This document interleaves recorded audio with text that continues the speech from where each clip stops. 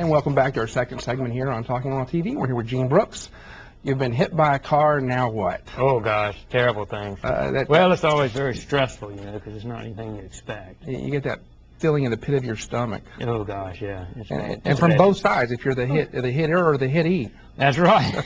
It's a very emotional situation right there at the wreck scene. I think. So what's the first thing you should do if you've been in a wreck? Well, it depends on, I mean, actually, I saw one just happen right in front of me about a month ago, and first thing anybody did was run out and check on who was in the car, and of course she was bleeding from her head, but she was doing okay. It wasn't, and then the other person had run a stop light, and had hit her at the intersection. He had careened off the side of the road, and the other people from the bank that was close by, they had run out to see that person.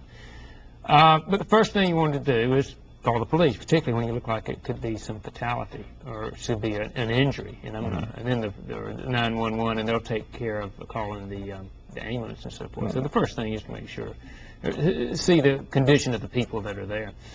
Okay, I'll ask you the same question I love to ask. If you're the person who caused the accident, do you apologize or do you just keep your mouth shut?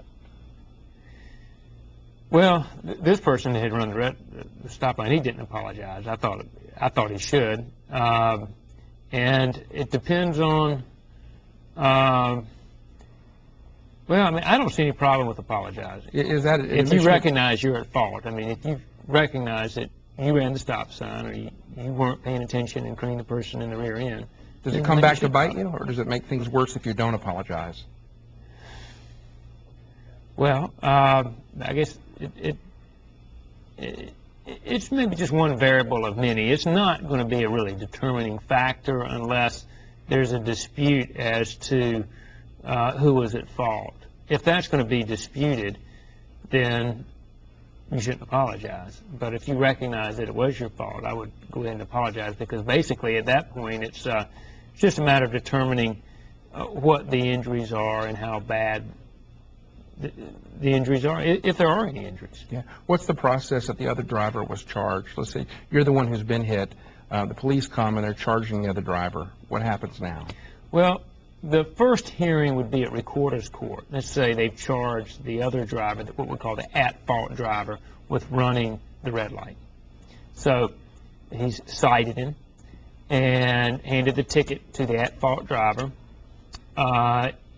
The injured driver or the damaged driver will have to appear in recorder's court as a witness, and at that stage the person who's been charged in the recorder's court will they have several options. He can plead guilty and be fined. He can plead not guilty, in which case the judge may transfer it up to state court for criminal proceedings, or sometimes the judge will decide that it should be handled as a civil matter.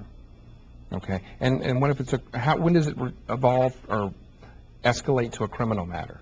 Well, actually, at that point, it is a criminal matter. The initial claim is criminal because the policeman has cited the at-fault driver with the violation. This what we're talking about is running a red light. Could be anything.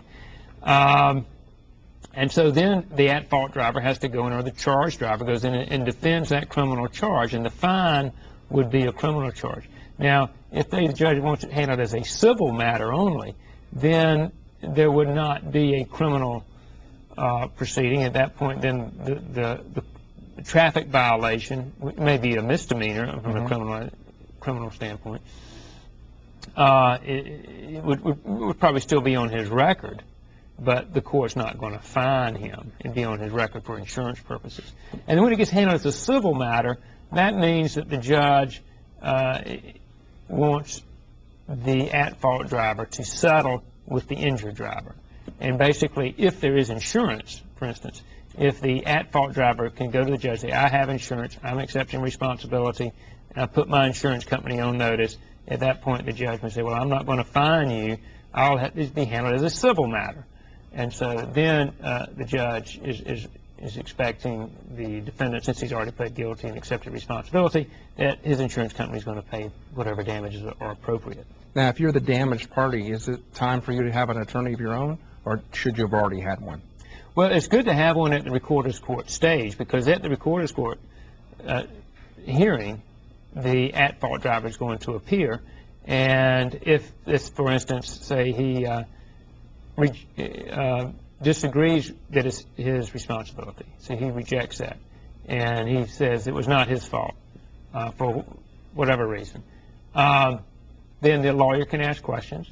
The lawyer can also ask questions of the policeman who cited him, and all that can be recorded because it's a court of record, or if you ask for you can get a court reporter there, actually.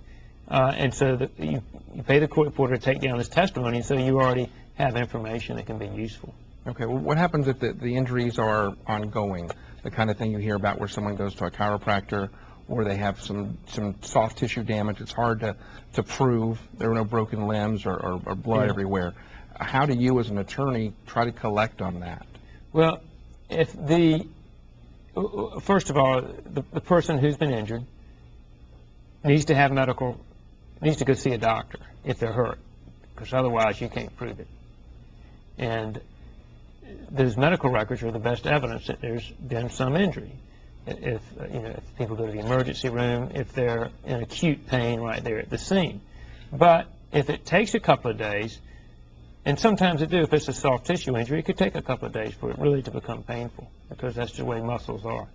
And so you still need to go have some medical treatment somewhere, whether it's at the ER or whether it's with a chiropractor or whether it's with an orthopedist or your local general practitioner, family doctor.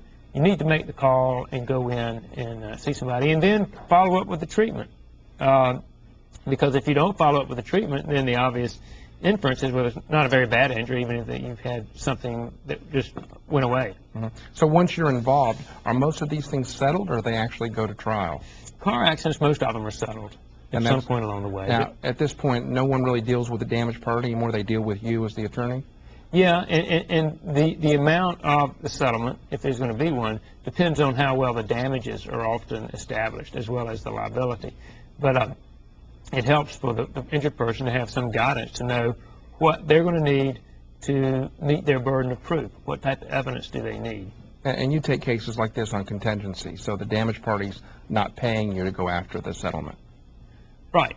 We would only get paid based on the amount of the recovery. So we don't want to take cases if there's no liability or if the person is not hurt, because there's no money in it for the lawyer. So why would they want to take that case? Now, if the case is substantial injuries and it can be proven the other party was liable, then we would take the case, and we would only be paid if there's a recovery. Okay, well, thank you so much, Gene. If you have any questions about car accidents, you can give Gene a call through our toll-free number at 888-2037-LAW, or our website at talkinglawtv.com. We'll be back with Jim Carter talking about green cars and are they really that safe right after this.